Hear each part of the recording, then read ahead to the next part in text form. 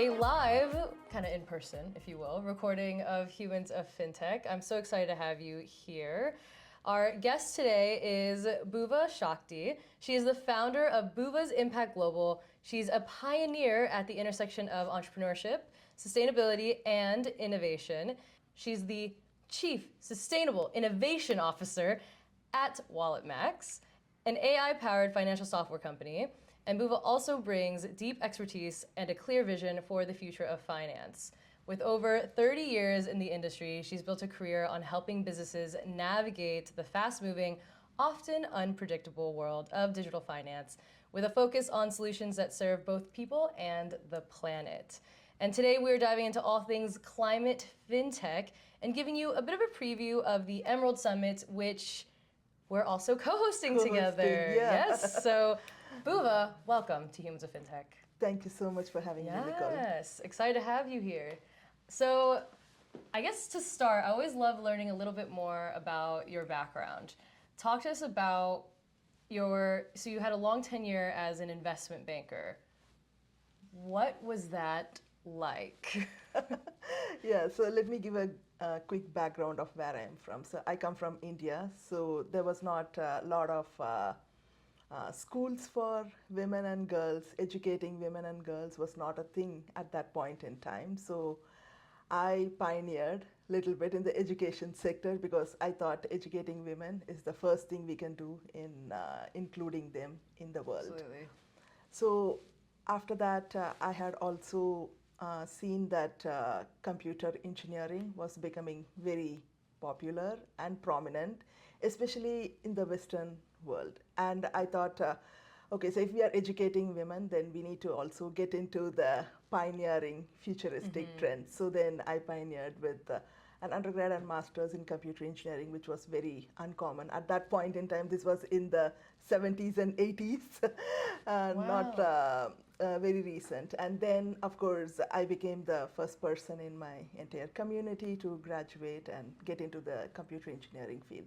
But one day, suddenly, I landed on Wall Street. So not planned, but very much my passion. So I love finance, numbers, and how I was trying to help and use technology to solve financial crisis. My whole task was use numbers and data and provide analysis in terms of preventing a crisis or risk management for global banks. So I started about more than 3-ish decades, I think. Wow, at this point 3 decades. Yeah. And at that point in time, since I had an engineering background, I didn't know anything in finance. But then I was also many times the only person, only woman of color, first person to do something like this all the time. And someone trying to have a technology background typically works in the technology team, not necessarily works with investment bankers and traders on the trading floor. But I was trying to do that because I wanted to see how we can bring technology into the financial sector. So there were a lot of challenges, as usual. This was so long ago, where we had to really work 10 times harder to try to break into the field. Especially you're not part of the usual club in the investment banking sector, which means you have to first prove yourself, learn everything, and then try to showcase that you can really be at par with them or exceed what they are trying to achieve. And years went by like this. I was in the middle of the 2008 financial crisis. Oh my goodness. At ground zero of where it originated, and kind of went through that.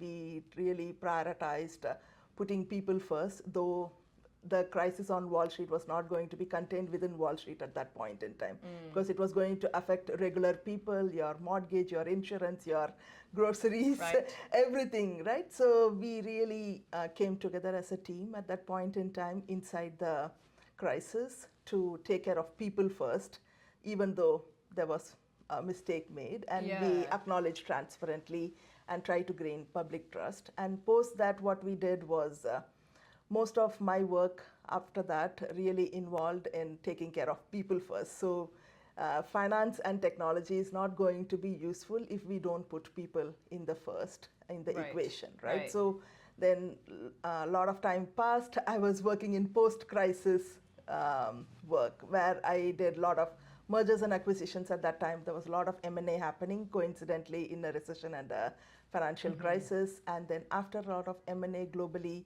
I was also trying to work on risk and compliance, specifically in the post-crisis world. How can we, again, try to prevent something like this from happening again? Yeah, put more controls in place, and how can we really strengthen and make the banks more resilient, the teams more resilient to, number one, prevent it, or try to handle it in a much better and resilient way. So I specialized more in risk management and regulatory compliance.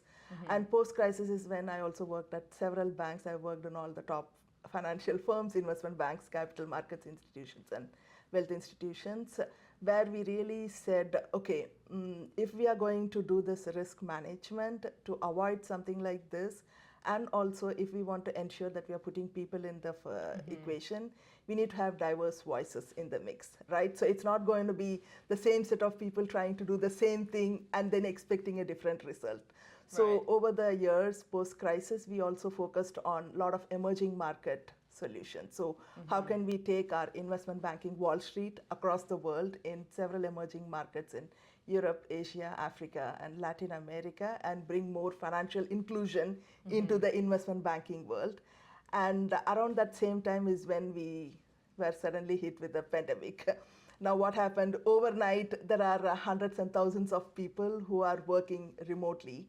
We are sitting in US, we think we are better positioned, but then we are also struggling quite a lot. There are so many places in the world where people don't have access to any health care. They didn't have enough facilities like what we had in US. They didn't even get vaccines for several years later. So at that point in time, overnight trying to transition a global team of several thousands of people into working like this, but also being very culturally sensitive is very important in trying to get ahead in the financial world, which means what works in US does not work in Europe or Latin America or Africa or Asia. So trying to work with diverse teams, putting people first and being more culturally sensitive and trying to take care of people first before trying to report earnings in the market became my whole focus during the pandemic time. I mean, one way to wrap up 30 years basically, right? I mean, up until the pandemic, and then, you add another 5. But like in this space, I think what is so interesting about that whole rundown and that summary of everything that you've kind of learned, right, over the years, which is everything you're saying. And we have to focus on people. We have to focus on culture. If we had more diverse voices in the room, would the financial crisis have even happened? Yeah. Right? And I think, and not just you, but tons of prominent people as well in the space, like yourself, have publicly gone out there and said that. I wrote about it in my book, right? Like, have gone out there and been like, if we just listen to the way other people, different people internationally, right, from different places of this world and different economic statuses and everything, the full diverse package, right? We just listened to them and put those different perspectives into place, we would have different outcomes. And then to where you're heading at, where the pandemic comes in, and we're unfortunately seeing a very similar cycle that must have been very frustrating for you to be like, hi, I saw this happen in 2008. I was there. Yeah. Head of trying to help us not ever have this crisis again. And why are we having this crisis again? Why are we having this crisis again? Yeah, exactly. And the pandemic is a little bit also more serious in the sense it's not about finances and economy anymore. It's about people's health, people's lives. And trying to help them and scale solutions for the community than just trying to report earnings on Wall Street. Right, and I love that you say that, right? Because it's true. And I think that, to me, that's what I really love about fintech, right? So fintech is, and people ask me all the time, like, why I'm obsessed with this space, but that's it, right? It's, at the end of the day, I mean, you were basically pioneering the forces of technology and finance and Wall Street to work together before anyone ever knew what fintech was, right? That was like so long ago. You're just like so long ago, no one say what year it was, okay? We're working with 2008. That's the only year we're mentioning. We're not even, nothing else but about but so long ago. But you were basically kind of there before fintech emerged, and even a lot of the women I've interviewed over the years, like yourself and the ones that I featured in my book, the crisis was a massive catalyst. Whether it was either the crisis or the pandemic, the next one to follow it, were these huge catalysts for, okay, we need an industry, and in the pandemic time, it was we need fintech specifically, right? Yeah. 2008, fintech emerges after. Yeah. And then the pandemic, it's like, okay, now the real like cultural relevancy and adoption of fintech is happening because we're Exactly. realizing all of the things you've basically been leaving breadcrumbs for us this whole time, which is we have to leverage the power of this technology to make our financial system more equitable, or it's all for naught. Like, it's just bust. What are we doing then otherwise? Yeah, exactly. So if finance doesn't work for being inclusive and all voices and all women and all underrepresented communities, what are we trying to do? Right. Right, exactly. So talk to me then about when you had mentioned we have to be more futuristic. And I was like, wow, okay. That initially goes into AI vibes, but we're not talking about AI today. It may come up. But more focused on climate. So I guess when did you realize that there had to be this focus on climate fintech? Yeah, so about 7 or 8 years back, I went back to Columbia Business School to do my MBA with my engineering background. After having seen a couple of crises on Wall Street, I'm like, okay, something has to change, and it has to be funding more innovative startups. At that point in time, I was more focused on funding fintech, and also there was a lot of AI coming up in the financial services sector. So it was fintech and AI at that point in time. Then when I went there, I saw three things. One is when I was also trying to fundraise at that point in time. I was still on Wall Street, but I was studying at Columbia full time in parallel. And at that point in time, what I noticed was when I was trying to fundraise, because my goal was to fund other fintech startups, so I have to fundraise and create a fund for myself. When I was trying to talk to a lot of venture capital investors at that point in time, they asked me to put my impact slides in the appendix towards the end of the deck because we care about only the financial projections. We don't want to know what you're going to do, how you're going to impact the world. We don't want to hear about you trying to use the funds and the financial projections to make more equitable choices for women to be in the system. Wow.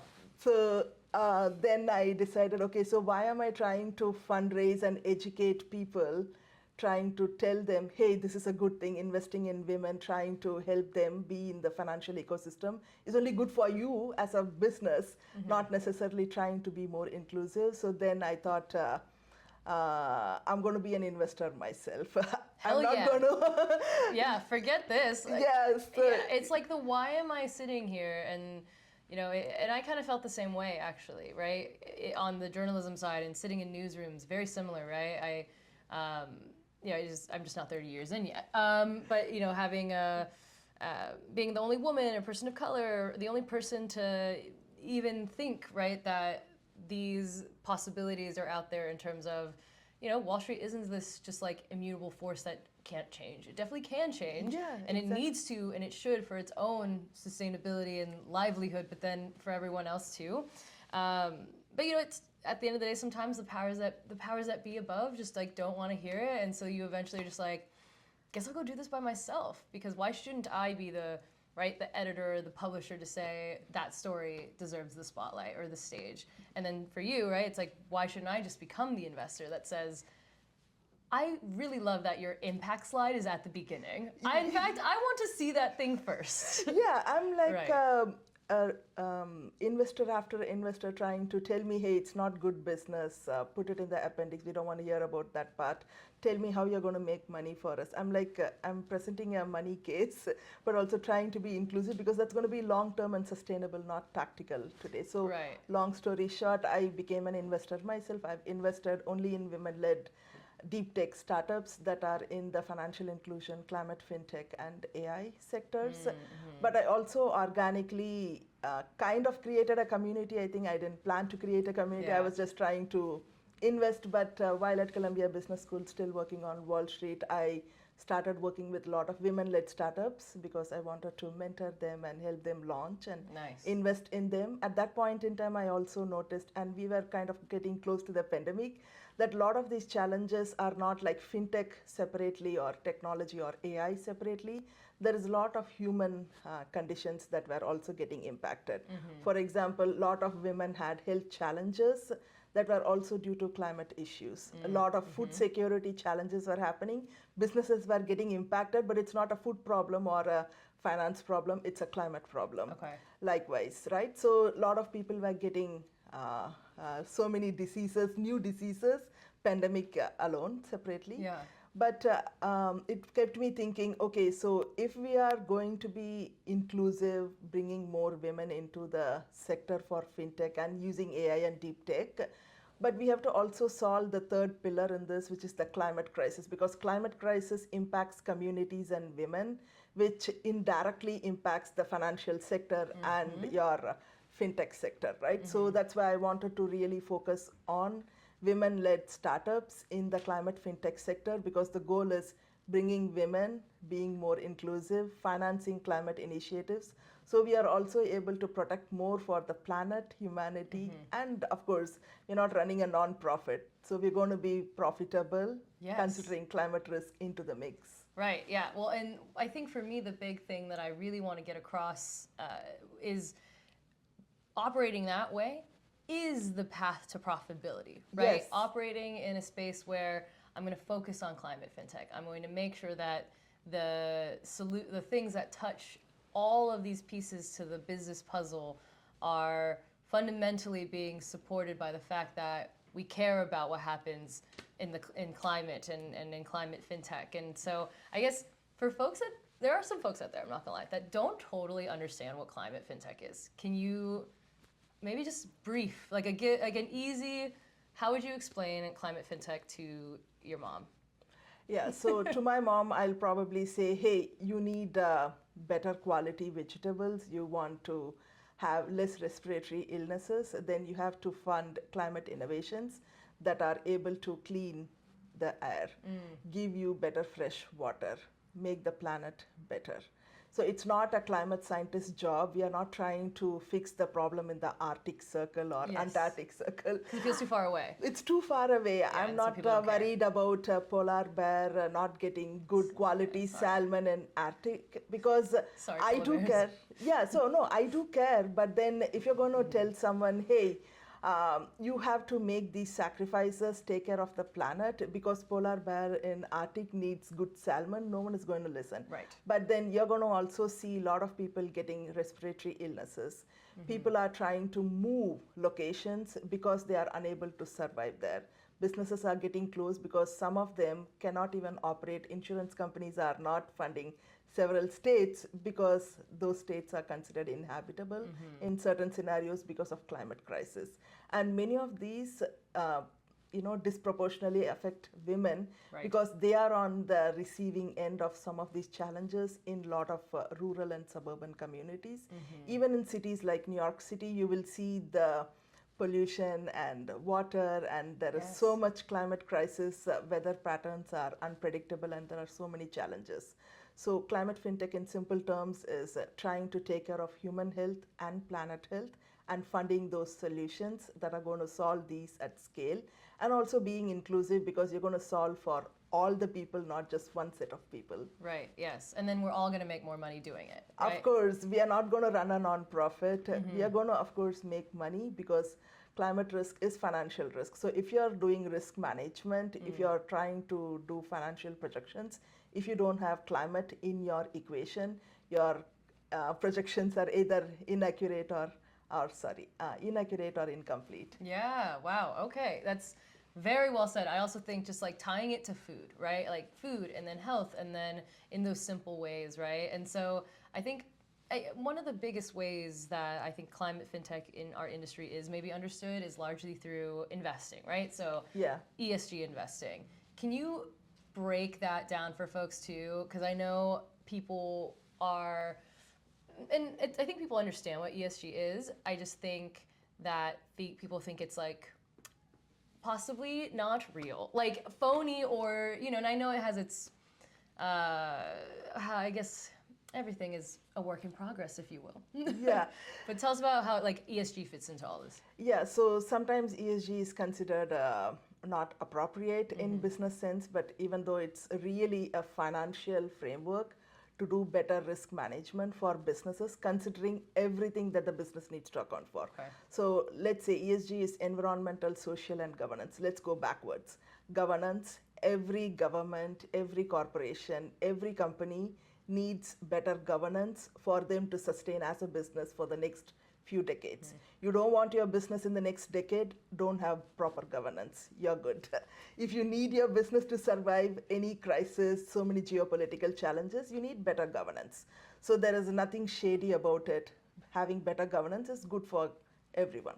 The second aspect coming from the back is social.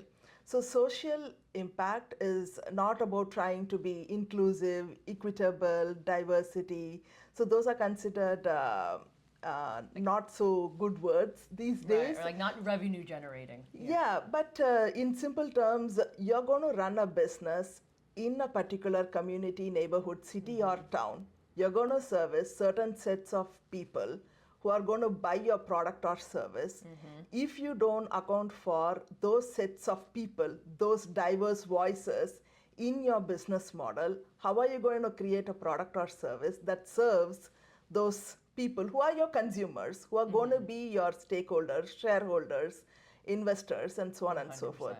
So if you're going to just create your own business, not considering the social aspect of who you're trying to serve, then it's not going to be a good business. You may not survive for the longer term.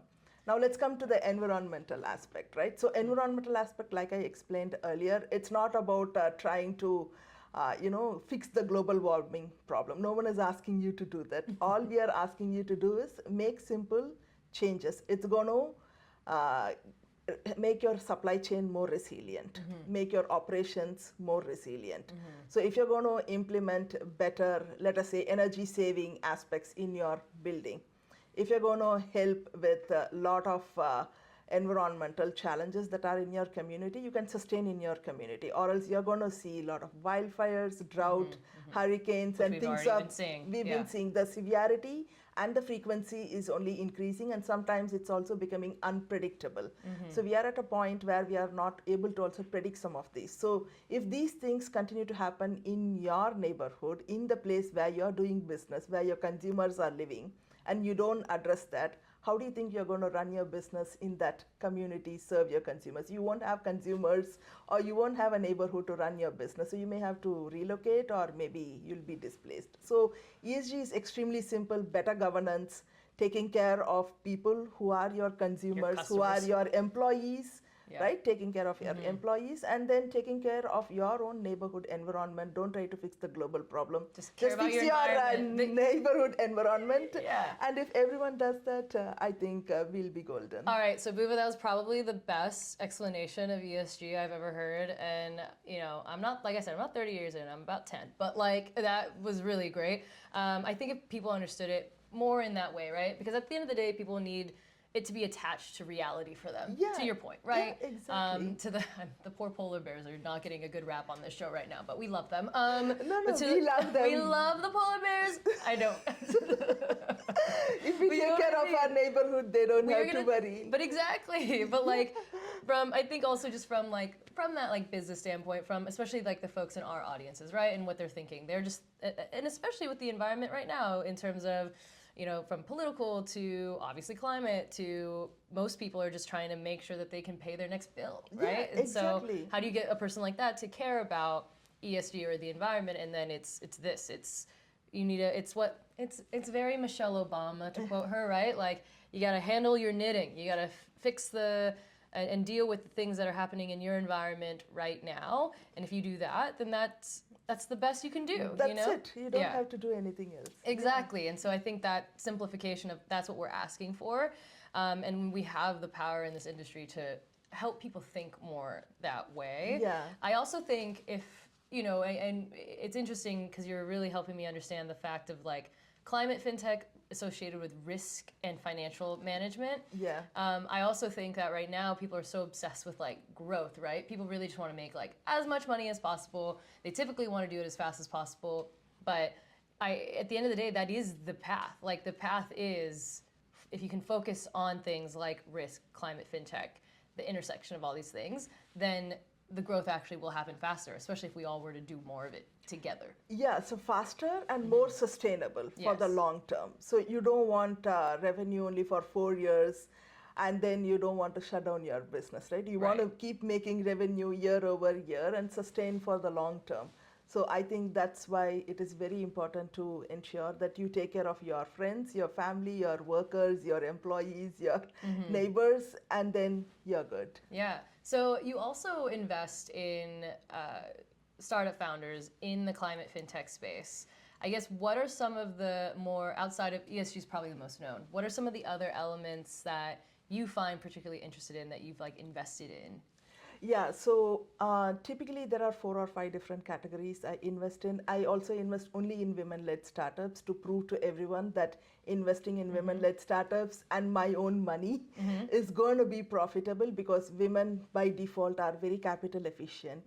Women by default do extensive due diligence, so I don't have to do a lot of due diligence. Oh. And then they do proactive risk management, so they are able to, since they have to work 10 times harder than everyone else, they've already calculated 10 times ahead of what needs to happen and Right. prevent a crisis. So that gives me a lot of hope, and they are also more sincere in their ideas. They are not launching an idea to make money. They are sometimes very passionate and very personal about their ideas. So when a founder is very personal and passionate about what they are trying to do and why they are trying to do, then you can trust them that they are going to make it happen. Right. Yeah, so in types of categories, number one, what I have seen quite a lot is trying to bring climate risk as a factor in all financial risk projections for corporations, banks, Okay. as well as any kind of sector, doesn't matter, small, medium businesses, academia, even government, small or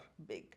That's very important. So how we can use AI and do more predictions more proactively, more accurately, and way ahead of time, so we can plan to prevent a crisis, plan to protect our money and our financial projections more safely and earlier on. So that's one type of technology that's Nice. very important in the climate fintech sector, because it's very directly related to using AI, how you can solve for climate challenges and make more money. Of course, a lot of businesses are going to like that.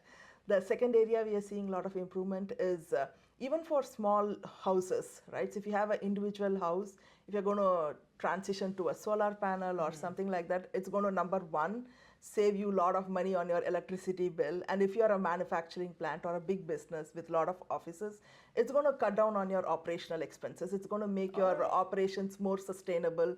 You don't have to rely on the electric grid. You don't have to also rely a lot on supply chain issues, right? So it also builds more transparency. So a lot of energy and renewable energy projects are being invested in at the moment. Okay. And the third thing, and that also helps both individuals and businesses. The third thing that's very important is also, okay, so you've built all these renewable energy projects, you've generated a lot of clean energy. How do you store it? How do you scale it? That's a very big challenge at the moment. It's not about adopting electric vehicles. It's about, okay, am I able to take this electric vehicle on the road for, let's say, 1,000 miles without having to stop somewhere where there is no battery power? So how can we ensure battery power is available sustainably for the entire community, so people are willing to adopt the technology, right? So for me, it's not about buying electric vehicle, but can I reliably take my family from one city to another city without having to be stranded halfway? But one of the challenges also, even though we generate a lot of energy, we have challenges in terms of storing it. So a city in Texas could generate a lot of solar energy, but how are they going to transport it to a city that's, say, somewhere in Boston? So we need battery storage and transition that across wherever the need is. So a lot of innovation and research is being done in battery storage as well as scaling it across cities. The energy generated in the daytime, how can we use it at night? How can we share it across our neighbors? So those are like other kind of innovations. And the last most important thing, not a lot of people talk about it, is agriculture. There is a lot of focus on regenerative agriculture. As an example, California provides us a lot of avocados, and sometimes when there is drought or wildfire, we don't have enough supply of avocados, and that affects a lot of restaurant industries, and those are also businesses. And we can't always import from Mexico because we have cross-border challenges. Right. So how can we grow avocados in drought, in less water, but still make the yield better? How can we solve food security challenges? How can we also grow some of these in a soil that can regenerate itself? So regenerative agriculture simply means growing high yields in low water zones, but also regenerating the soil so the soil becomes healthier year over year, so you get better yield, not just 1 year. So regenerative agriculture also uses a lot of technology where people use predictive weather patterns so the farmers can better prepare themselves. So we can solve some of the food issues, water issues, and air quality issues also. So those are like few technologies and areas in Climate Fintech where we are trying to make investments and help founders. Nice, nice. And what's amazing is, to your point, as I've covered the fintech space for some time now, and in general, right, like a part what keeps me covering this space is the incredible women in it who are leading the way, because they're the ones who are fundamentally using their personal experiences like yourself, right, to then found startups or found companies or even communities, right, or events, right, that fundamentally move us forward in all of the ways that we've talked about, right, that are sustainable, profitable, and impactful for our economy and our society, which makes me want to talk a bit now of the Emerald Summit, which is your creation. So you have so much of this knowledge that you've gained over the years, and then you have such amazing insight into how do we actually leverage climate fintech to enable all of the things that everyone wants, right? To make win-wins happen across the board. So talk to me about the Emerald Summit. When did you start it? And I guess, how you kind of got the ball rolling with a summit that you've hosted for like 6 years-ish now? Yeah, a few years now. So about 7 or 8 years back, when I was trying to become an investor myself, I also decided that we have to not only invest, but also help founders to get to a place where they are investable. So you can't be sitting on the sidelines telling, hey, let the startup get ready and then I'll invest. So you have to also be with the founder, understand them, be in their journey before you invest, because that also gives you the comfort for the founder and the solution. The founder is also being more transparent with you. So what started as a side hustle where I was trying to help startups, bring them into a lot of growth strategies and then helping them launch and then investing in them, started becoming a community, because more and more people like me who are in the corporate sector who want to give back to startups as either advisors or investors started reaching out, and I was sharing more learnings, and more startups wanted to connect with investors, not just as investors but way ahead of the investment cycle, to be in touch with them, get their advice before they can be ready as investable startups. So we started meeting informally in New York City here and there. Then it started growing as a community. We are not a matchmaking platform, but more like providing the community support for startups to get in front of investors, but also investors to learn about this space and support startups. It's both ways, and also mainly bringing corporate women into the space to have them help on both sides. Right. So after we were doing this more informally pre-pandemic, during the pandemic we did couple of years virtually, and there was a lot of initiatives. So originally I was focusing only on a lot of fintech and AI within climate, but during the pandemic is when I started realizing, because we had global audience start joining our virtual summits.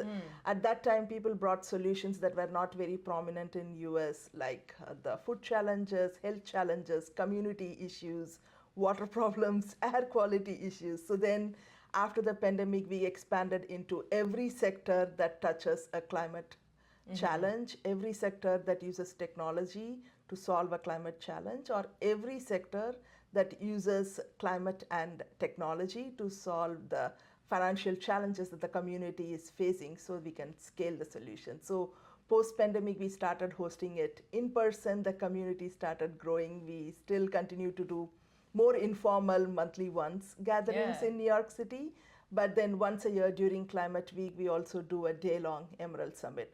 The goal is three things, right? So during the Climate Week in New York City, we have all the world leaders here for the UN General Assembly. So there is more focus that we can get their attention. Secondly, also during Climate Week, we get international audience, which means it's not only solving US problems, we have to solve the global problems in terms of climate for all of us to be successful. And the third most important thing is going beyond startups, investors, and corporations and trying to accommodate people who want to enter into this space, who want to learn more about this space, who are not directly involved, but how can they help people who are trying to solve some of these challenges. So it started as a few hours before the pandemic, fully virtual during the pandemic, but became a big thing post-pandemic. So now we do a day-long summit where we bring all experts, climate and non-climate, who want to solve this problem for everyone but still be profitable and use more deep tech as well. Yeah, it's so important to bring it together. Honestly, I'm basically just following in your footsteps with the Fintech is Femme Leadership Summit, right? And because same situation, but what I'm really excited about is, so for context for listeners, I went to my first Emerald Summit last year in September 2024. And it was fantastic. Bhuva, you brought me in to curate and host 2 panel discussions. And it was a lot of fun. For me, it was my kind of entrance, right, to continue learning about the climate fintech space. As someone who cares so much about inclusion while also making a lot of money at the same time, and inclusion powering profitability, climate fintech, just that intersection makes so much sense for Fintech is Femme. And now in my second year joining the summit, I get to be a co-host. Thank you. It's like, I'm so thrilled. I've only been hosting summits for 2 years, and so it's so awesome to get to do this with you.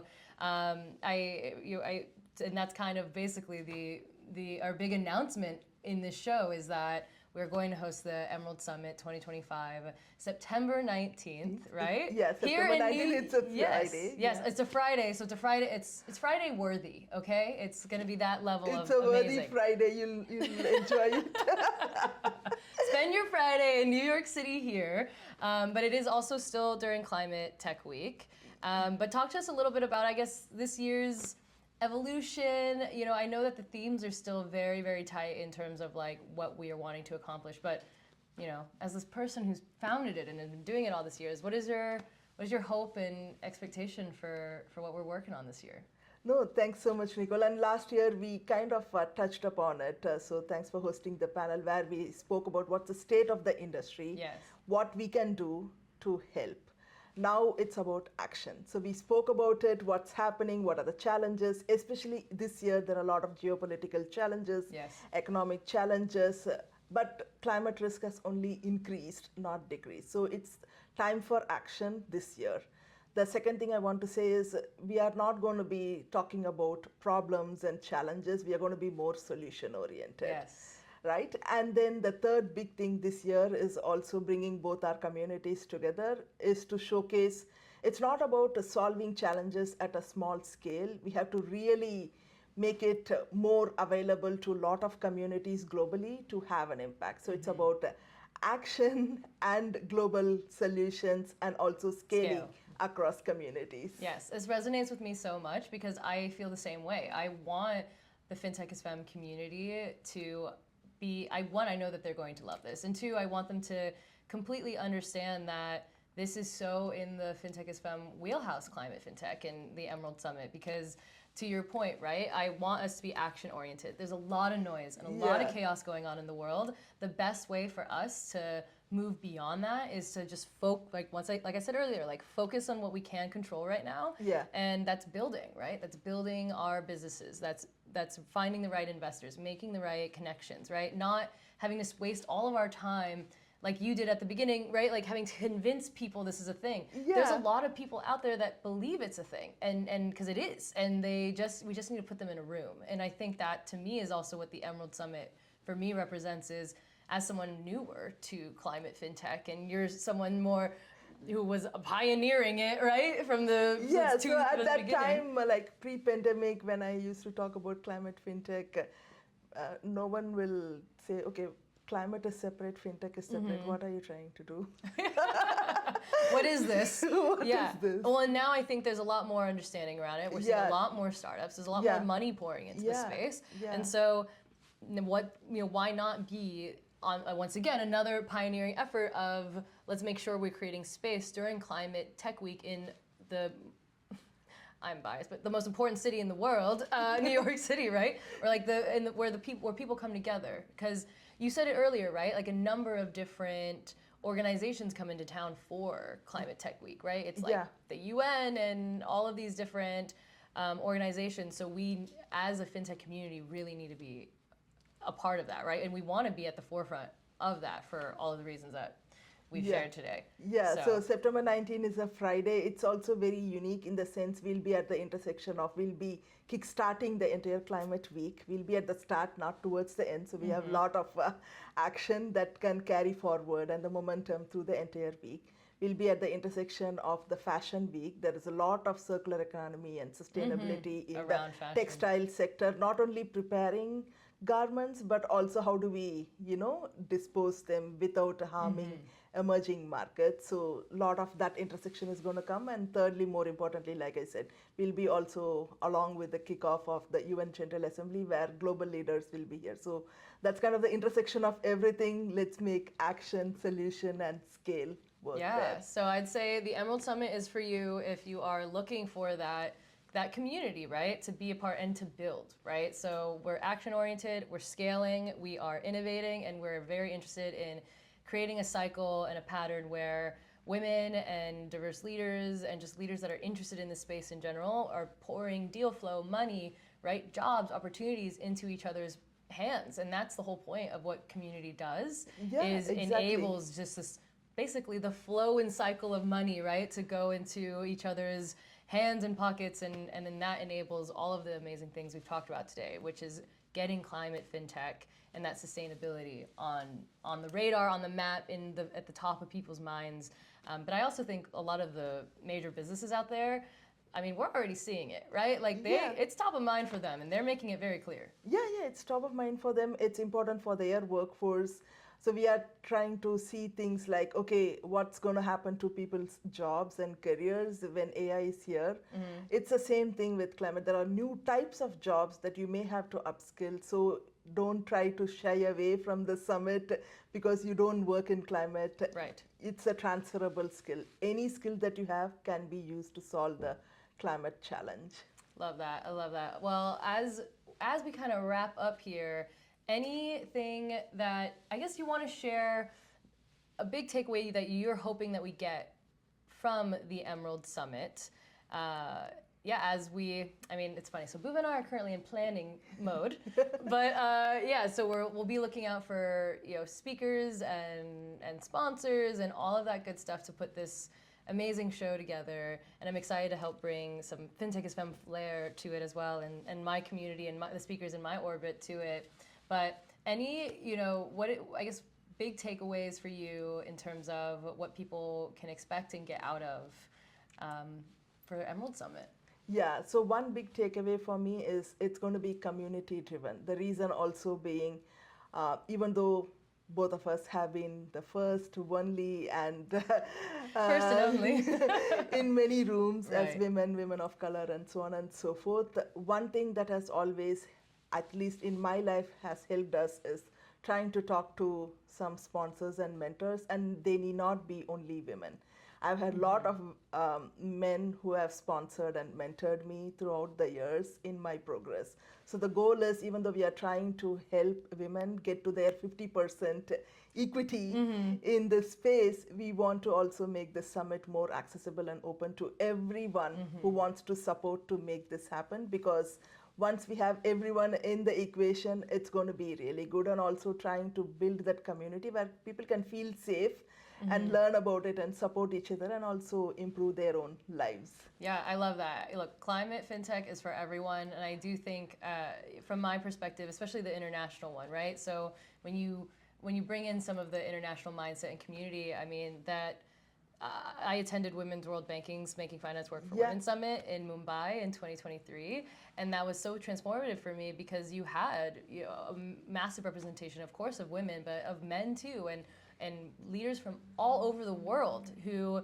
It was a no-brainer. They were like, "Oh, ESG, of course. Hi, I'm the head of the Federal Bank of Germany, and our, a massive 15% of our portfolio is all ESG." I was like, and he was just talking about it like almost clinically, right? Like a surgeon, like, this you would cut it like this just because that makes the most sense. Yeah. And I think we need more of that as well, conversation in the U.S. market, and because it is so tactical, it is so logical, but I feel like we Americans, I guess we're a little emotional in terms of like we need to have our why, right? We need to have our purpose and our passion. So I'm excited to bring kind of more of the different perspectives from all over into this year's summit. And I'm excited to help curate the agenda and put the whole thing together. We're gonna have a blast. It's gonna be a lot Thank you, of fun. Nicole, for that. Yeah, and also why this is very relevant for the international audience who are coming into the city for those couple of weeks is because for us, climate challenges are slightly different from someone else who's facing a much different challenge at a much different scale in a different corner of the world. So this is a place where all of us come together and find solutions. Like as an example for AI, we keep hearing, right? So in US, we are talking about how to advance AI, think about a lot of advanced agentic AI and things of that sort. But in many parts of the world, people are still trying to see how I can bring AI into my community. So the challenges are very different when it comes to solving climate problems and financing and funding. And if we want to bring everyone together, then we can find solutions that are more long-term and scalable and sustainable. So well said, Bhuva. Bhuva Shakti, so excited to host officially the Emerald Summit 2025 with you. And so be sure to check out Fintech is Femme there, September 19th. As we've shared, it's a Friday, so get your party hats on. We're going to have a really good time. Thank you so much for joining me on Humans of Fintech. I'm excited for the Fintech is Femme community and all of our audiences to get to... Do you see how much fun we're having right now? Yeah, exactly. It's just a natural conversation. You clearly want to be a part of this. But anyways, thank you so much, Bhuva, for joining me. This Thanks has been so much, fun. Nicole. Yeah, we did it. Thank you so much for tuning into this episode of Humans of Fintech. If you loved it, be sure to hit subscribe, and I'll see you next time.